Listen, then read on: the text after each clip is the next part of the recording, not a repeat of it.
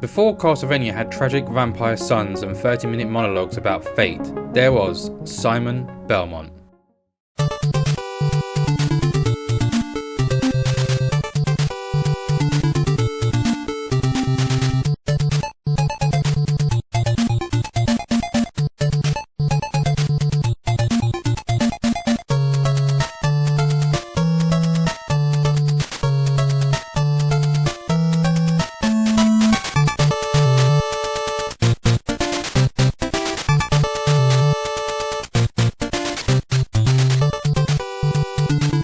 The original vampire whipping, wall meat munching hero of the series, a man so committed to monster slaying he stormed Dracula's castle in leather armour and a permanent frown. And no, he's not the bloke from the Netflix show, that's Trevor Belmont, one of Simon's ancestors, equally broady, arguably worse haircut. Simon debuted in 1986 with the original Castlevania on the NES. You had 6 stages, a haunted castle and a very grumpy Dracula at the end. The gameplay was punishing, the knockback unforgiving, and the music utterly iconic.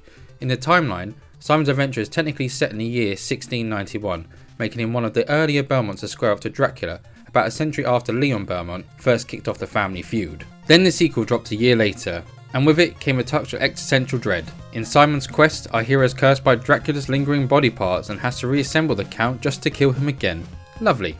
It leaned into the RPG mechanics, day and night cycles, and dialogue so cryptic it made Dark Souls look like a road sign. To be fair, it was wildly ambitious for its time, just not particularly helpful. Get a silk bag from the graveyard duck and all that rubbish. Now, if you've known Simon only from the games, brace yourself, because Captain N turned him into a preening, self-obsessed adventurer with more interest in reflection than fighting monsters. Simon Belmont, this is your night. How do I look? Is my hair all right? Simon, they're not honoring you for hairstyle of the year. It's for being a hero like your great-grandfather. I just want to look my handsomest. Gone was the stoic warrior. In came a short, vain action hero parody with the voice of a used car salesman and the survival instincts of a soggy biscuit. Still, it's an important artifact on how the games were interpreted before the internet ruined everything with lore. Can't you read? It says rest in peace. Now get along with you. Trevor, is that you, boy? Bat feathers, I even look like that coward. Oh, poppycock, a braver man never lived. You mean you knew Trevor Belmont? Yep, helped him wallop that nasty vampire count 100 years ago. I had a hunch this didn't add up. Then came Super Castlevania 4.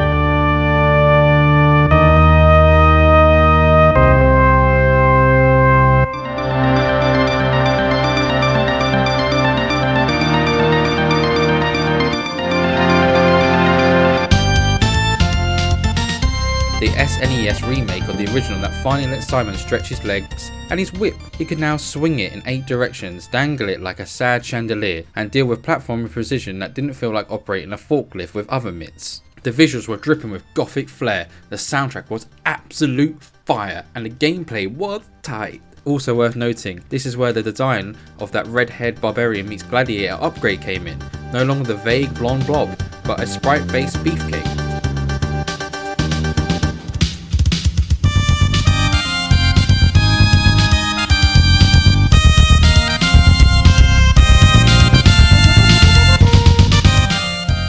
Before crossovers were all the rage, Konami had YY World, a chaotic mashup where Simon teamed up with other company mascots. Think the Contra lads, Goemon and Twin B, all in one mad Famicom free-for-all. It only released in Japan sadly, but a lovely bit of trivia for those who think Castlevania would be improved by power-up shapes like flying bells.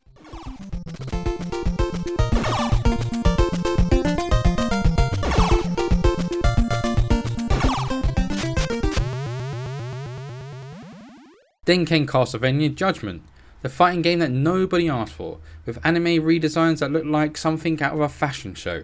It was bizarre. Simon had long red hair, bondage gear, and enough straps to terrify a Final Fantasy character. Despite the questionable art style, it was the first time we saw Simon interact with the other Castlevania characters directly, including his descendant Trevor, so fan service if nothing else. Know the might of legend.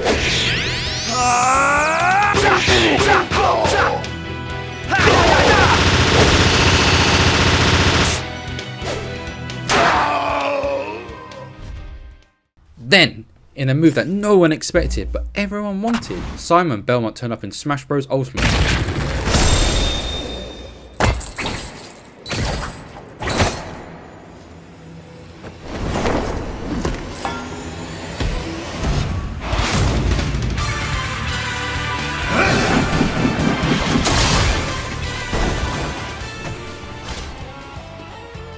Whipping Pokemon, tossing crosses at Bowser, and unleashing final smashes like a righteous exorcism. He's joined by Richter, and both come with glorious remixes of classic Castlevania music. For once, nostalgia and gameplay perfectly aligned, plus you can knock Kirby into Dracula's chandelier.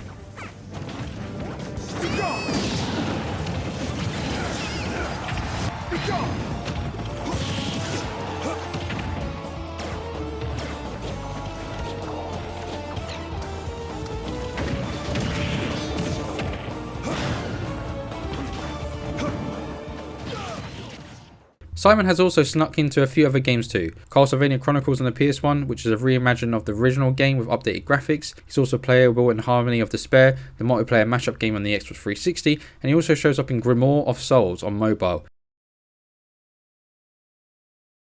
He may not have Alucard's mystique or Trevor's Netflix fame, but Simon Belmont is the original, the prototype, the lad who walked so the rest of the Belmont clan could leap through clock towers with anime flair.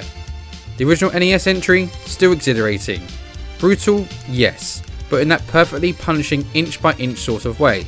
Every whip crack, every flying Medusa head dodged, every victory utterly satisfying. And Super Castlevania 4 is still an absolute showpiece. That fluid whip control and those haunting backdrops, the musical drama of every stage is pure gothic brilliance. And I have to say, Simon Quest surprised me the most. It's a game that I'd always known more by its reputation and experience, usually as the weird one. But this time, I stuck with it. I completed it properly for the first time, and I actually really enjoyed it. Once you get past the cryptic nonsense and settled into its rhythm, there's something oddly compelling about its moody atmosphere and exploratory pace. It's flawed, yes, but there is a charm to it, and adds a whole new layer to Simon's character. Wounded, cursed, and determined to put the end to Dracula once and for all, and even if it means dragging his dusty remains across Transylvania. I've played quite a few Castlevania games over the years, but making this video gave me the push to actually finish 3 of them back to back, properly and not just dabble, and I loved every second of it. The challenge, the music, the art direction, it's all incredibly rewarding. And through all of that, I found myself really appreciating Simon as a character. He's often overshadowed by the more brooding or flashy entries in the series, but there's purity to him, a stubborn, muscle-bound metaphor for perseverance. No spells, no transformations, just a whip and a mission. He is Castlevania at its core. The series itself is huge, spanning generations, genres, and enough alternative timelines to give Doctor Who a headache. There's still plenty of titles I want to revisit or cover for the first time, and that means yes, more Castlevania videos are definitely on the way. And that also includes a Netflix show, because there's a lot to say there too.